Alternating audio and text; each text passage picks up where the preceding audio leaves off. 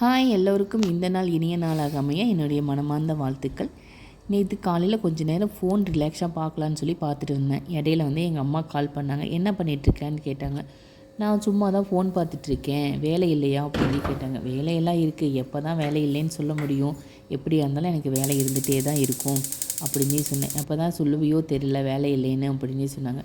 அதை எப்படிங்க சொல்ல முடியும்? ஹவுஸ் ஒய்ஃபாக இருக்கிறீங்க, எப்போ வேலை இல்லைன்னு அந்த வார்த்தையை நம்ம எப்போ சொல்ல முடியும்? எப்பவுமே சொல்ல முடியாதுல்ல. வேலை இருக்குது கண்டிப்பாக. இப்போ முடிஞ்சிருக்கு, இந்த செகண்டு முடிஞ்சிருக்கு. அடுத்த செகண்டோ அடுத்த 1 ஹவரோ அடுத்த நாளோ கண்டிப்பாக அந்த வேலை நம்மளுக்காக காத்துட்ருக்கு இல்லையா? அப்படி தான் ஹவுஸ் ஒய்ஃபோட லைஃப் போயிட்டுருக்கு. எங்கள் அம்மா பேசிகிட்டு இருந்துட்டு கல்யாணத்துக்கு போனதை பற்றி சொல்லிகிட்டு இருந்தாங்க. ஒரு கல்யாணத்துக்கு போயிருந்தாங்களாம். அந்த கல்யாணத்தில் இதெல்லாம் நடந்துச்சு, இவங்கெல்லாம் வந்தாங்க, நீ தான் மிஸ் பண்ணிட்டேன், அவனையெல்லாம் ரொம்ப விசாரித்தாங்க அப்படின்னு சொன்னாங்க.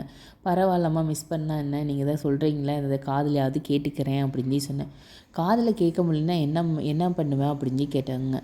காதில் கேட்க முடியலையா? ஏன் காதில் கேட்க முடியும், காது தான் எனக்கு நல்லா கேட்குதே அப்படின்னு சொன்னேன்.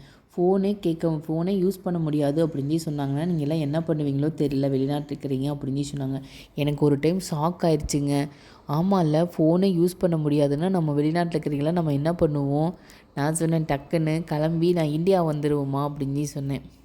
எங்கள் அம்மா அப்போவாவது அப்படியாவது இந்தியா சீக்கிரம் வாங்க அப்படின்னு சொல்லி பேசிகிட்டு இருந்தாங்க. பேசி முடிச்சுட்டு பார்த்தா டைம் ஆயிடுச்சுங்க. மணி பார்த்தா 11:30 ஆயிடுச்சு. ஐயோ, இதுக்கப்புறம் குக்கிங் பண்ணணும், பாத்திரம் கழுவணுமே அப்படின்னு சொல்லிட்டு கடகடன்னு எல்லா வேலையும் முடித்தேன். ஏன்னா 12:30 போய் என் பசங்களை போய் நான் எடுக்க போகணும்.